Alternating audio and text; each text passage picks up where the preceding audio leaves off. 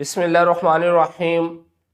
अस्सलामुअलैकुम नाज़रीन, मैं हूं मोहम्मद बिलाल। आप देख रहे हैं बिलाल कांजू ऑफिशियल यूट्यूब चैनल।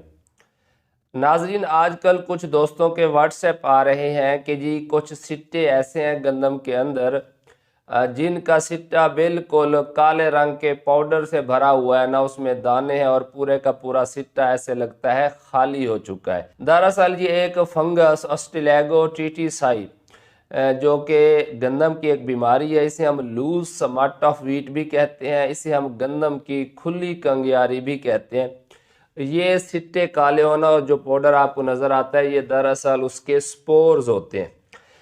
अब रही बात कि जब फसल फ्लावरिंग स्टेज पर हो, इसके स्पोर्स फैलने का मजीद ख़तरा हो, तो क्या कोई स्प्रे करके इसको बचाया जा सकता है? बिल्कुल नहीं। उसकी वजह कि जो बीज से फैलने वाली बीमारियां होती हैं उनके अमूमन दो इलाज होते हैं। पहला इलाज तो होता है कि वो वैरायटीज़ काश्त की जाए जिनके अंदर कुव्वत मज़ाहमत हो, रेजिस्टेंस हो।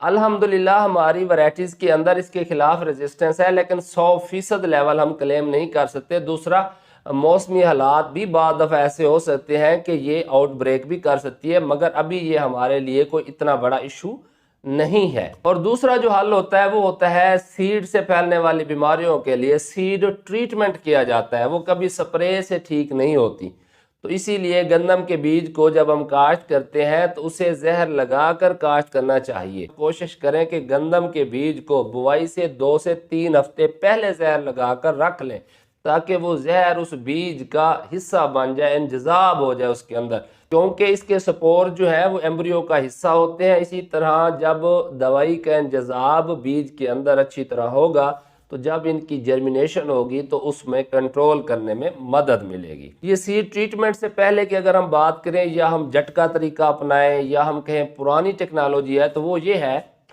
कि मसलन आपकी जो इस साल की गंदम होगी उसमें आप चाहते हैं कि जी इस दफ़ा कुछ हमला ज़्यादा था और अगले साल मैंने इसका बीज इस्तेमाल करना है। वैसे ऐसा बीज इस्तेमाल नहीं करना चाहिए जिसमें बहुत ज़्यादा जो है वो लूज समाट के पौधे आपको खेत में नज़र आए।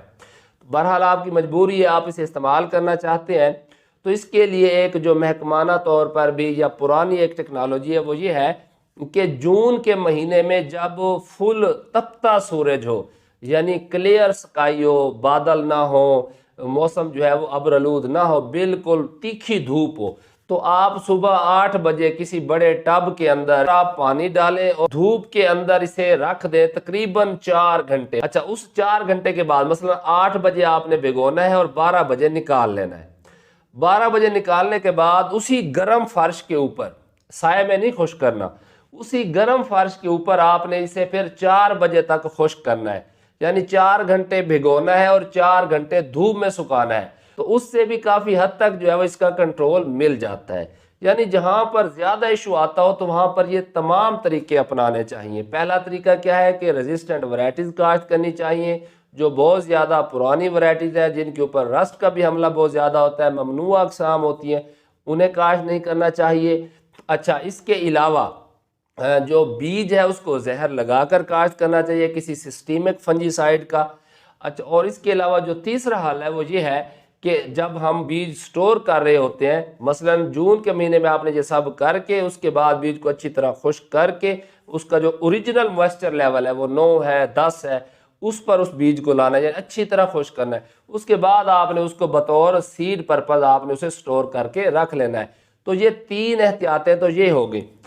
अब इस वक्त जो फील्ड के अंदर सिट्टे आपको नज़र आ रहे हैं मुतासरा लूज स्मार्ट ऑफ वीट के, तो बेहतर टाइम ये है कि आप वो शॉपर लें, जहाँ जहाँ पर आपको ये सिट्टे नज़र आ रहे हैं उसके ऊपर ऐसे शॉपर डालें और उसे नीचे से पकड़ लें ताकि स्पोर फैले ना, दूसरे पौधों के ऊपर ना जाए। और फिर उस पौधे को वहाँ से काट लें या बिल्कुल ज़मीन से उखाड़ लें और उसके बाद उसे गड्ढा खोद कर दबा दें या दूर जाके उसे खुश्क होने दें, फिर उसे जला दें। तो इस तरीके से इसके जो इन्फेक्शन है उसको मज़ीद आगे फैलने से रोका जा सकता है। इसके अलावा एक हल्की सी इसकी इंडिकेशन ये भी है कि जो सिट्टे इससे मुतासरा होते हैं वो अमूमन बाकी सिट्टों से ज़रा जल्दी आते हैं। यानी जिन पौधों में ये वाले स्पोर मौजूद होंगे, इन्फेक्शन मौजूद होगा, उन पर सिट्टे जल्दी निकलते हैं बानिस्बत बाकी सिट्टों के। लेकिन उस वक्त हमें वाज़ेह नहीं, जब तक ये अंदर फैलती है मुकम्मल तौर पर बीज को डिस्ट्रॉय कर लेती है, फिर ही सिट्टे पर इसके बाहर से हमें असरात नज़र आते हैं। अदरवाइज ऐसे लगता है भी सिट्टा बिल्कुल ठीक खड़ा हुआ है और अचानक ही ये ज़ाहिर होती है।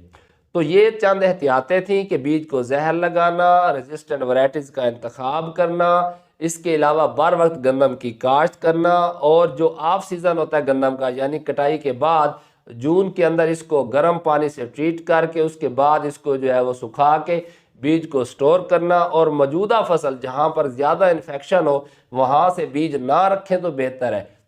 अगर थोड़ा बहुत इक्का दुक्का आपको पौधे नज़र आते हैं तो उन्हें हैंड पुलिंग से शॉपर डाल के उन्हें उखाड़ें और ज़मीन में दफन कर दें ताकि मज़ीद आगे फैलने का ज़रिया ना बने।